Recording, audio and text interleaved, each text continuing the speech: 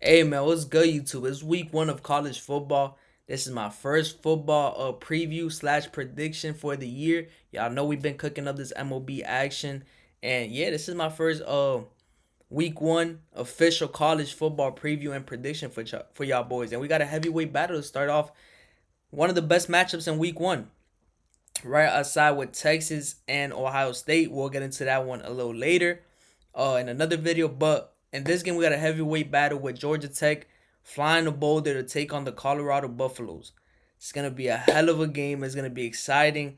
Fireworks. I believe this is the only late night game on Friday. So, there's going to be millions of viewers. I want to break this game down to you guys, tell you guys how I see it playing out.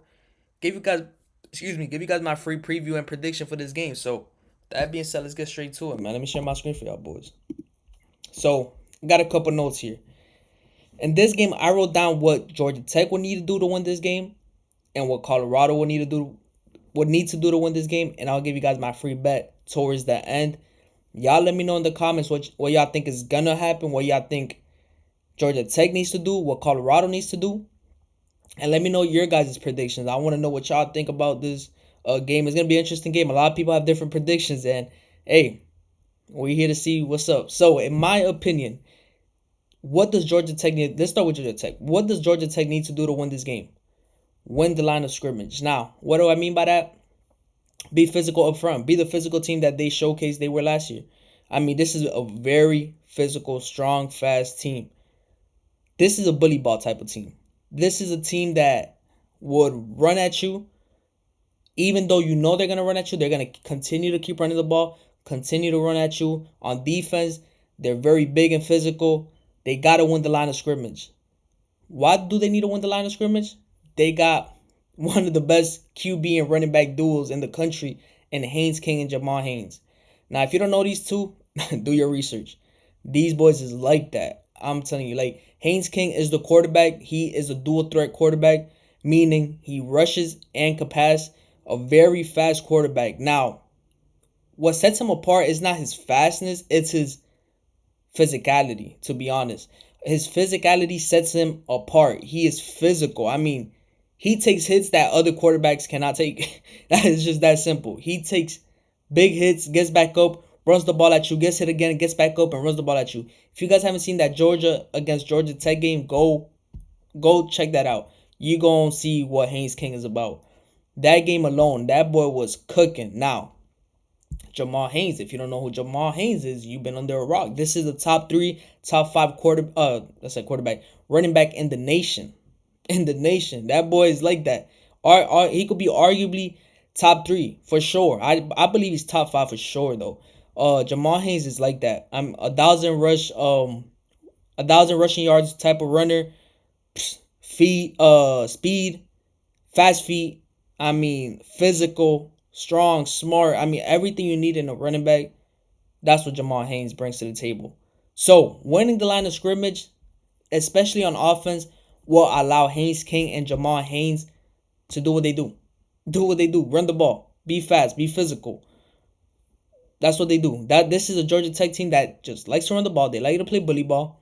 And they're gonna do that. They're gonna try Colorado. Once they step into Colorado, once they touch the ball first play, expect either a QB run or Jamal Haynes running the ball. 100%. 100%. They're gonna run the ball first play. They're gonna run the ball after that. Depending where they are at the on third down, they're gonna run the ball again. This is what this team is about. They run the ball. They play physical. And that's what they do. So win the line of scrimmage, that will, especially on offense, that would open holes for Haynes King and Jamal Haynes as a duo. Now, I'll get to this one last. Let's start. Now, if you're able to win the line of scrimmage, that means Haynes King and Jamal Haynes get to do what they do best, running the ball and being physical. Now that means you're able to control the clock. Now, one of Colorado's biggest downfalls, and this is coming from I love Colorado. This got to be like my favorite team in college football. And I'm giving you guys a non-biased, honest pick and prediction and preview. So I really don't care. I'm here to give you guys the real and talk about what I seen. Colorado's biggest downfall is not being able to control the clock. Why weren't they able to control the clock these past 2 years? They couldn't run the ball. That's number one. They couldn't run the ball at all. I mean, at all. They were what? Dead last in FBS college football and running the ball. I mean, that is terrible. I mean, you cannot win games like that. I don't know how they were able to win 9 games. I mean, they had Shador Sanders at quarterback, and they had the Heisman winner and Travis Hunter playing both sides of the ball, going absolutely crazy. And then the wide receivers were nuts as well. But the fact that they were able to win 9 games without running the ball, just imagine if they were able to run the ball. That's why they weren't able to control the clock. And they weren't able to run the ball, and they weren't able to stop the run. I mean, those are the two worst things you can have to, like, that can affect you in so many ways in clock control. There was games where Colorado would only touch the ball about 3 to 4 times before halftime. That's insane. That's quite literally insane. That cannot happen. Now Georgia Tech is gonna that's what they're gonna try to do that. Either you stop them or you don't. They don't care. They know that you know they're gonna do that, and they're still gonna do it because that's the type of team they are. They're a physical team. They don't care. They're gonna run the ball. They're gonna try to control the clock. And if Georgia Tech does these things, these 3 things I just talked about, and getting into my last one is to focus and avoid the hype. There's a college football is a bunch of 18, 19, 20, 21 year olds that haven't been in spotlight situations like this. Now, Georgia Tech has a couple guys, obviously their QB, their running back, and a couple other guys that have been under the lights and the spotlight. Especially last year's team, the returning starters, where they played that Georgia game that was very under the lights. Everybody was watching that game. But there's a lot of new guys that are gonna join this team. There's a lot of new guys that they brought in that are gonna join this team, fly to Boulder, Colorado, and they're gonna be under the lights. I'm telling you, everybody and their moms is gonna be watching this game. It's in Colorado, new stadium. Like, they revamped it, not a brand new stadium, but they revamped it. Crowd is gonna be going crazy. Crowd is gonna be electric. A bunch of celebrities there. Mind you, we're talking about 18, 19, 20, 21 year olds. I'm 20. I'm 20 years old myself. You know that, and I've played sports, and it's not easy, especially for your first time being under the lights like that. You get nervous, you make mistakes. They gotta, again, focus and avoid the hype. Play the game, the hype is gonna come later. You win Colorado, you beat Colorado, the hype is gonna come with it. It's gonna come with it. But if they buy in too much to the all the fanciness, the talking trash, like one of their DBs already talk trash, it's not gonna be good. Cause every time a team talks trash about Colorado, they go to Colorado, they lose.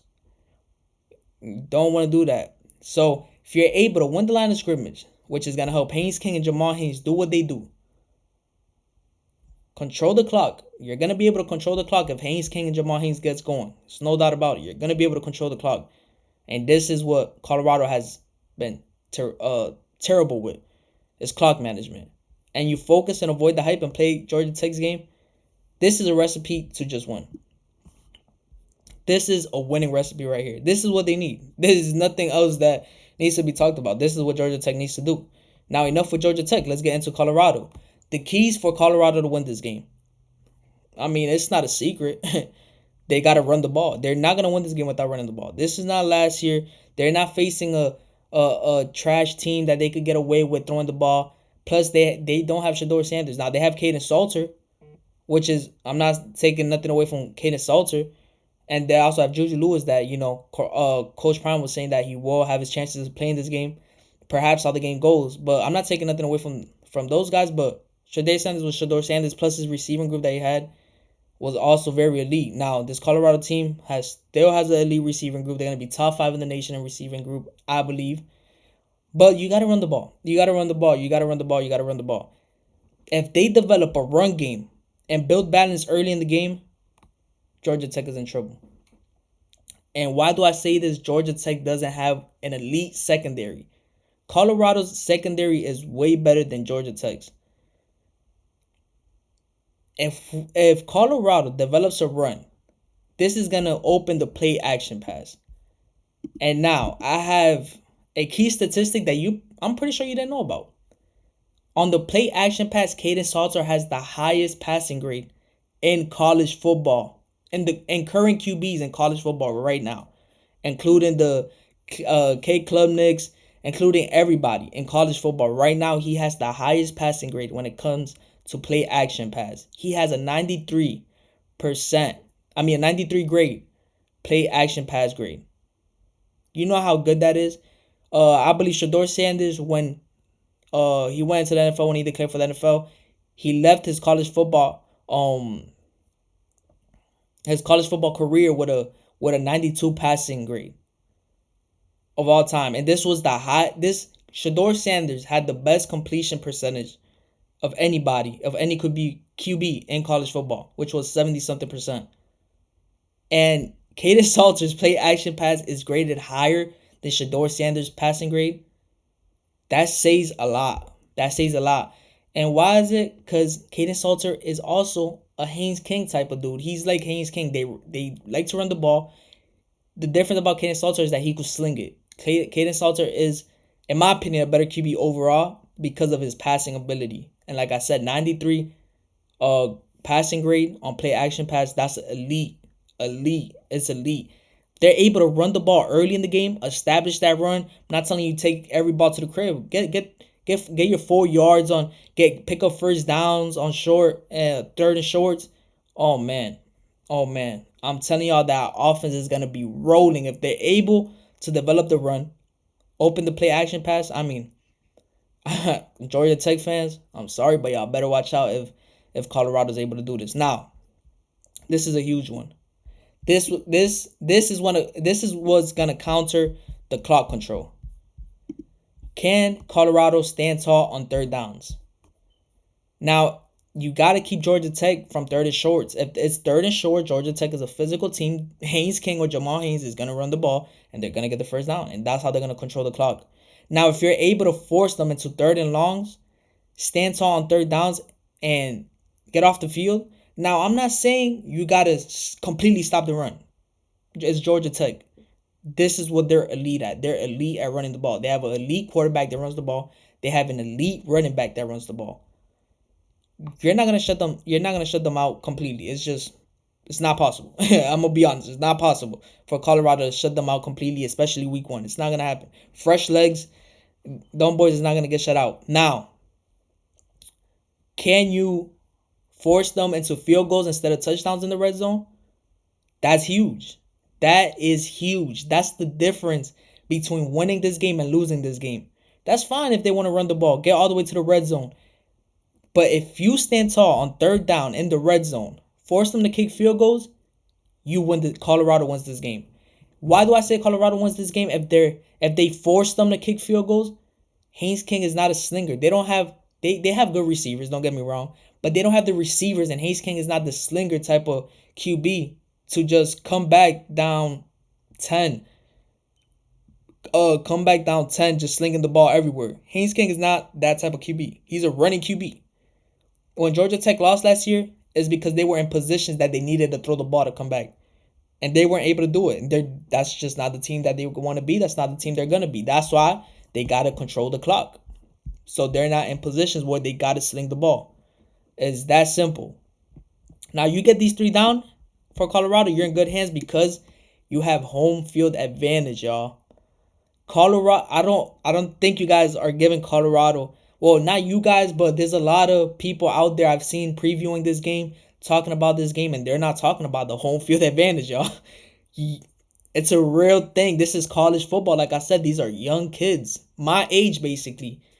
These are young kids that are going to step into that field, hear a bunch of loud, rousy fans talking shit to them in their ears. They're going to be smelling weed in the air because in Colorado, in that stadium, people be smoking weed in the air. There's nothing you can do about it.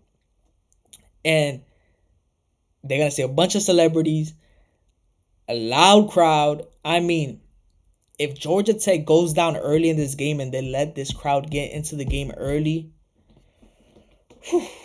let's say Colorado goes up 10-0. That's with, maybe opening the game with a touchdown, getting a stop, going down, and getting a field goal. They open the game 10-0. It's going to be a problem. That crowd is going to be loud. People are underestimating, this Colorado crowd because, Deion Sanders just took over. This is one of the craziest crowds in college football right now. The culture that they're building in Colorado is insane. And they're gonna be hungry to get these wins, y'all. I'm telling you, this game is gonna be a big game. This game is gonna be a big game. We talked about Colorado. We talked about Georgia Tech. I still want you guys to let me know down below what you guys agree with, what you guys disagree with, because it's completely fine to disagree with what I said. Just let me know so I can see y'all point of view, and maybe that changes my mind a little bit. So enough with the rambling, enough with the talking about what these two teams need to do to win this game. It's time to give you guys my prediction. And I was going back and forth in this game. I'm not gonna lie. Colorado, I understand Colorado has a lot of question marks. And a lot of people hate it. But guess what? That's one thing that I love. I love the question marks. Nobody knows what to expect. But my gut just tells me Colorado is gonna run the hell out of this ball. They have Caden Salter at QB. There's no way they don't run the ball. And a lot of people talking about, can Colorado stop Georgia Tech, but can Georgia Tech stop Colorado with this receiving group? And like I said, if they're able to establish the run, I don't think Georgia Tech is going to be able to stop Colorado. In this game, my prediction for this game, give me 34-27 Colorado Buffaloes winning at home, covering the spread. Another fun fact, when under Deion Sanders as head coach, since Deion Sanders took over this job, when Colorado is a home underdog, ATS-wise, they are 4-0. Don't bet against Colorado in Colorado being a home underdog. Something I learned over these 2 years, something you should learn, and if you don't, you will soon. Colorado 34-27. Give me the Buffaloes on the money line. Give me the Buffaloes covering the spread. Hey man, that's it, y'all. That's what I got for y'all. Y'all let me know what y'all think below. Let me share my screen for y'all boys. Let me know what y'all think below. Let me know how you think this game goes. I believe this is how this game is gonna play out personally. Y'all let me know what y'all think, man. And hey, it's gonna be a hell of a week, y'all. Let's go.